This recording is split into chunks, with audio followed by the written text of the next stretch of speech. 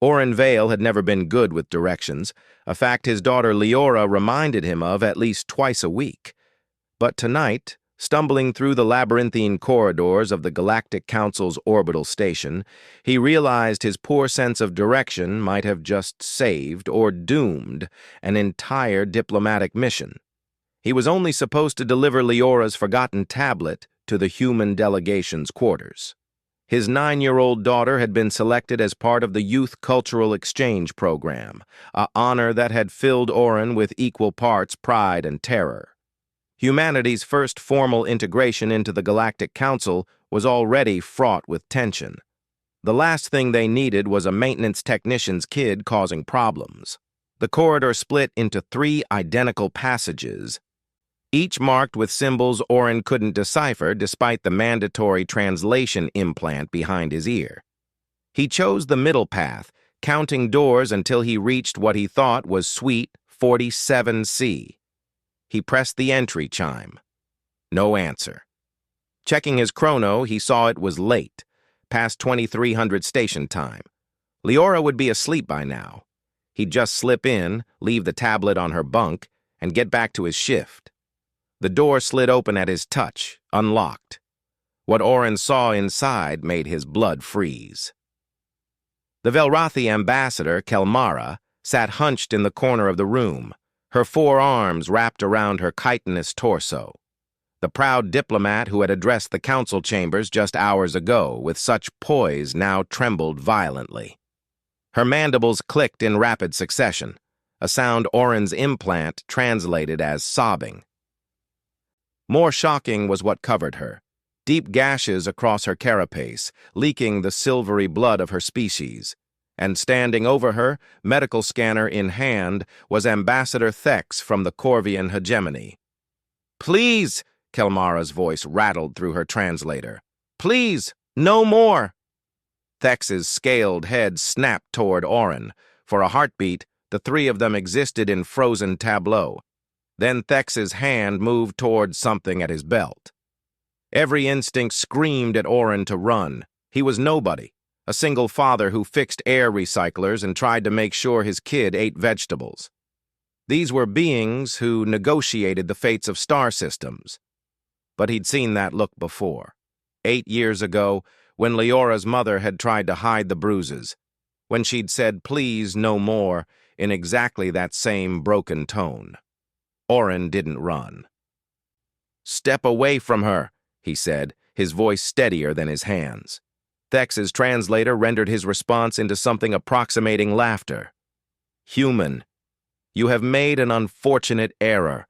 Leave now and forget what you have seen. Your species' petition to the council depends on maintaining diplomatic decorum." It was a perfect trap. Humanity was on probation, one mistake away from rejection. Interfering with ambassadorial business could end Earth's chances at galactic citizenship. Oren thought of Leora, asleep somewhere in this station, dreaming of the stars. He thought of the future she deserved, one where humans didn't look away from suffering because it was convenient. "No," Oren said simply. He tapped his wrist comm, broadcasting openly on all channels. "This is Oren Vale, Human Maintenance Tech, Grid 7, Section 12. I'm witnessing an assault on Ambassador Kelmara in Suite 47E, requesting immediate security and medical assistance." Thex moved with serpentine speed, but Oren had already lunged toward Kelmara, putting himself between her and the Corvian. The ambassador's clawed hand caught him across the shoulder, tearing through his jumpsuit and into flesh. Pain exploded white-hot through Oren's vision. But he'd worked in zero-G for a decade, and low gravity was his element. He kicked off the wall, using momentum to carry both himself and the injured Kelmara toward the door. Thex pursued, but the corridor was already flooding with security drones, their blue lights strobing. The Corvian froze, calculation replacing rage in his cold eyes. "You have no idea what you've done, human," Thex hissed.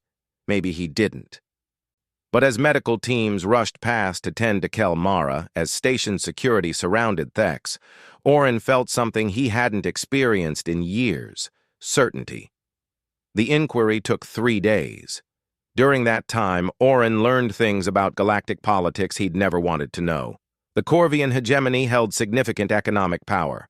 Kelmara's people, the Velrathi, were newer to the council, still establishing themselves.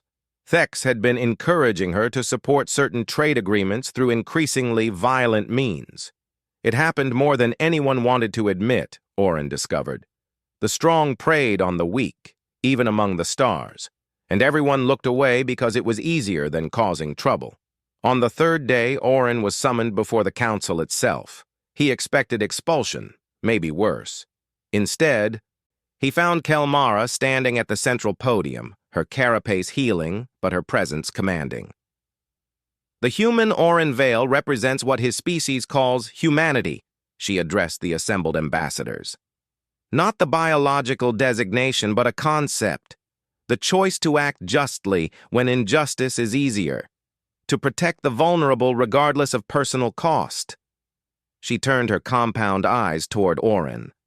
My people have a saying, strength is judged not by what you can take, but by what you choose to give.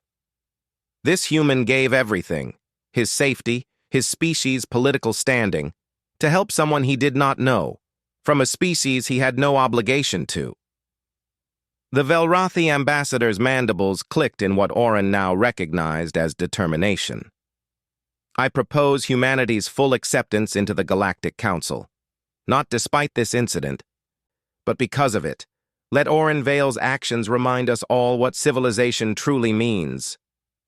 The vote wasn't unanimous, it never was, but it passed. That night, Orin finally retrieved Leora from the youth quarters. She hugged him tightly, careful of his bandaged shoulder. Dad, everyone's talking about you, she said. You're a hero. Orin shook his head, glancing out the viewport at the stars beyond. No, kiddo. I just opened the wrong door and did the right thing. Leora grinned. Well, you're always getting lost. I guess this time it worked out. As they walked back to their temporary quarters, Orin realized the universe was vast and complicated, full of politics and power he'd never fully understand. But some things, protecting the vulnerable, standing against cruelty, choosing kindness over convenience, those things were universal.